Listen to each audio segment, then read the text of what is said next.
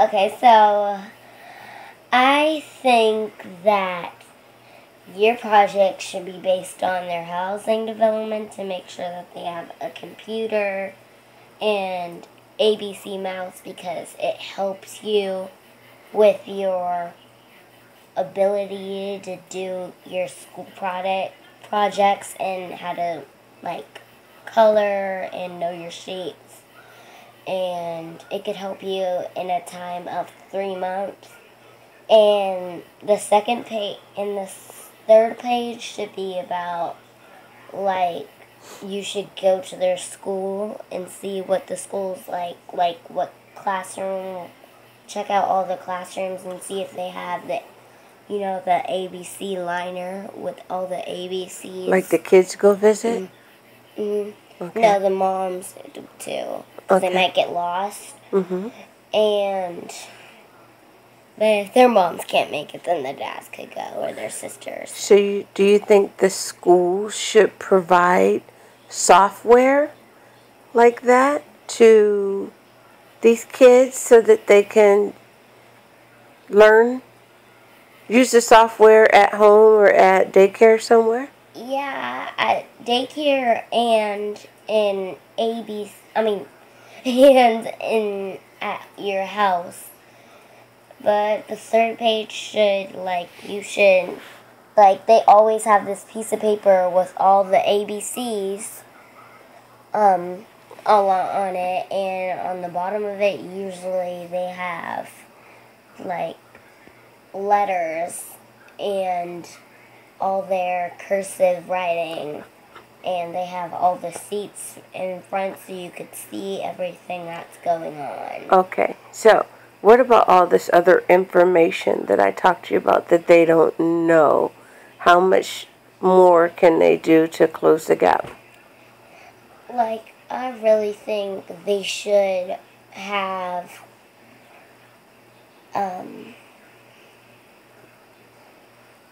I think they should go to their house and visit them to see their environment and if they're eating good, to make sure they're not lazy in class and stuff, and get to know the kids better and get to know their parents and see if they have anything that could help them learn there. Okay.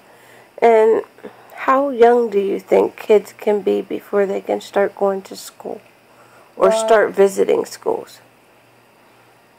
I think if you could get your child to talk in 5 months and get them potty trained and all that, and get them to start reading books, teach them how to read, then they will probably be able to get in there and see around, and they should have a test to see if they're smart enough to go into school. I would suggest, if I was the superintendent of my own school, I would let a massive amount of 2-year-olds and 3-year-olds, if they know how to read by then I'd probably let them in. But, yeah, I would let 2 and 3 and older go up into the school. Okay, so you were talking about being potty trained and talking at 5 months. What did you mean when you were saying that? No, I didn't mean like that. Get potty trained and all that in 3 months, and How old do you think a child is when they're potty trained? Well, I wouldn't say 1 because they would be by then, but I would say about 5 months, like me, or 3 months.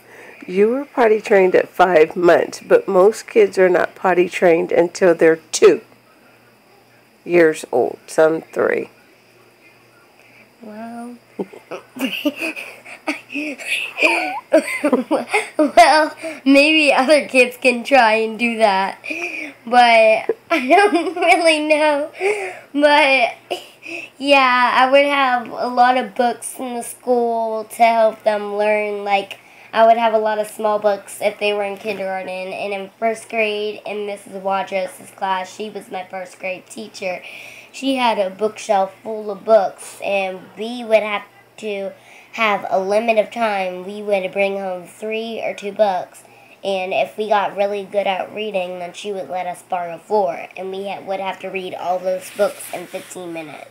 So maybe I shouldn't interview child care directors about their involvement with school districts. Maybe I should interview more kids like you. If you interview the kids, then you can help them learn better. Like, the parents won't have to, like, say everything to them and whisper it to them. Like, they could really test how much they've been studying when they've been home. Like, how intelligent they got since they were first born. Like, they could learn how to read if they were, like, 2 or 3. Like, my little cousin Nate, he knows how to read. I saw him with a book today, and he looked pretty interested in it. So I would really like to have 3-year-olds and 2-year-olds in the school if they can read. Is there anything else you would like to say? Because we've been in a 6-minute interview.